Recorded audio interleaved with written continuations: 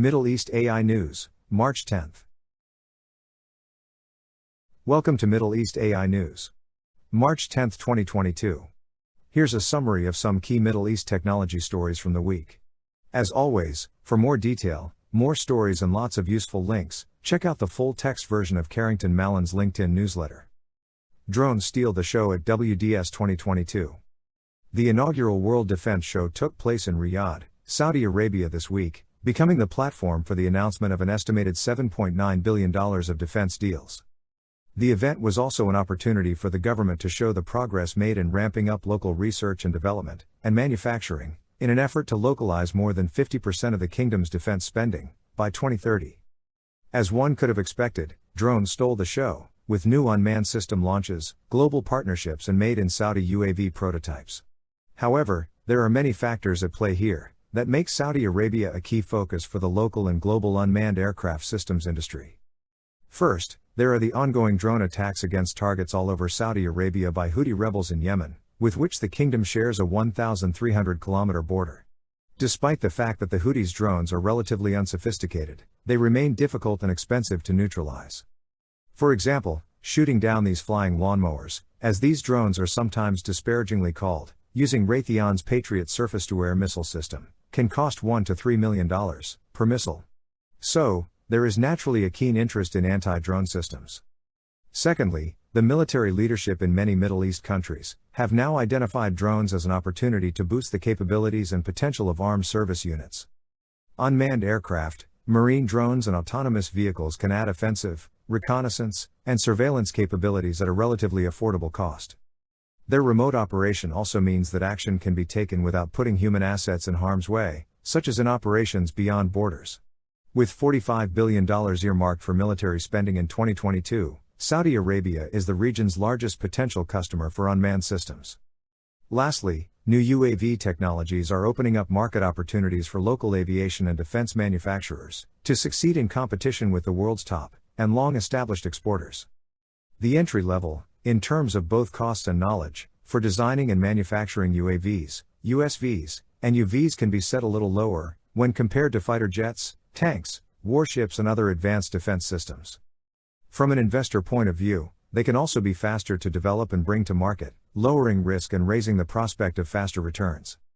The deals and discussions around the World Defense Show clearly mirrored all these factors, with announcements of local UAV production, the availability of cutting-edge new UAV products, and anti-drone systems.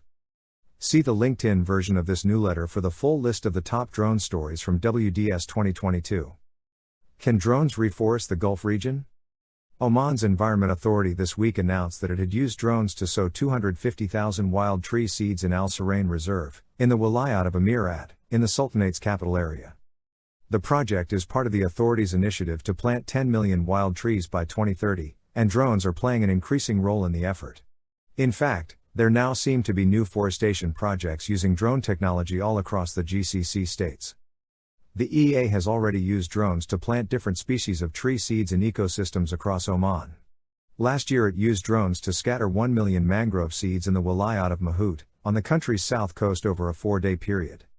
Meanwhile, at Oman's National Pavilion in Expo 2020 Dubai, the Sustainability Forest exhibit showcases the Million Date Palm Plantation project.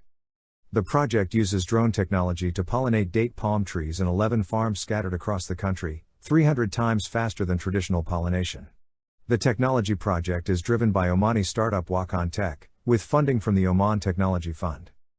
Drones are playing a key role in the UAE's forestation plans too. UAE on-demand petrol delivery startup Kafu developed a drone project to plant tree seeds. With the first pilot project using specially developed drones to plant 4,000 tree seeds in 2019, the startup plans to help plant millions of gaff trees in the Emirates. The drought-tolerant gaff tree has been identified by environmental organizations as critically important to the region's ecology, representing a key food source and habitat for a wide range of animals and birds.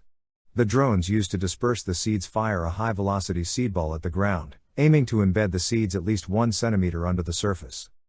In 2020, the UAE Ministry of Climate Change and Environment, in cooperation with the Nikkei Group of Companies, and Falconeye Drone Services, or FEDS, used drones to disperse 6 million gaff tree and acacia tree seeds, across 25 locations in the northern, eastern, and central regions of the UAE. In a separate project, Feds, in partnership with Zayed University and the International Center for Biosaline Agriculture, planted 250,000 GAF seeds and 6 million samar tree seeds across a 150 square kilometer area. In Abu Dhabi, global utility company, ENGIE, has partnered with the Environment Agency to use drones to plant thousands of mangrove tree seeds. The mangrove rehabilitation project uses drones to both plant and monitor the growth of the mangrove trees, near the company's Murfa water and power plant, west of Abu Dhabi city. As of January 2022, more than 35,000 mangrove seeds had been planted around Murfa Lagoon.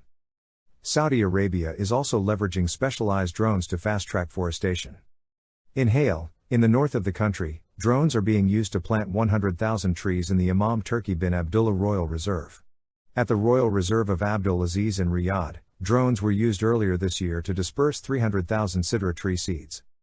Drones do seem to be accelerating the effort to plant native desert trees in the kingdom and throughout the region. The Gulf's most ambitious forestation initiative, as part of the green initiatives launched by Crown Prince Mohammed bin Salman last year, is Saudi Arabia's plan to plant 10 billion trees. That's a lot of trees. In particular, when you consider how much of Arabia is arid desert. These are the top stories for this week.